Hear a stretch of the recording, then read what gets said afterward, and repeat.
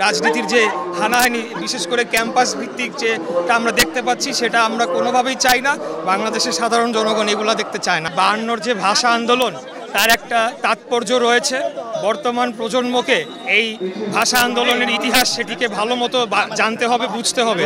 কারণ এই ভাষা আন্দোলনের উপর ভিত্তি করেই কিন্তু ৭১-এর মুক্তিযুদ্ধের যে পিলার সেটা রচনা হয়, ভিত্তিটা রচনা হয়।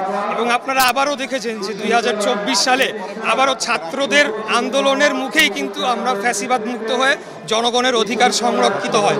অতএব আমাদেরকে বুঝতে হবে যে বাংলাদেশের জনগণ তাদের অধিকারের বিষয়ে সোচ্চার। বিশেষ করে তরুণ প্রজন্ম, নতুন প্রজন্ম তারা পুরানো ধাঁচের যে একটা হানাহানির রাজনীতি সেটার থেকে বের হয়ে আসতে চায়।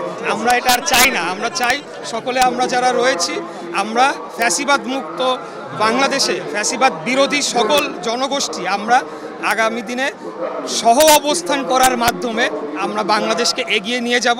এখানে যাতে আবারও পুরনো যে এলিমেন্টগুলো ছিল রাজনীতির যে হানাহানি বিশেষ করে ক্যাম্পাস ভিত্তিক যেটা আমরা দেখতে পাচ্ছি সেটা আমরা কোনোভাবেই চাই না।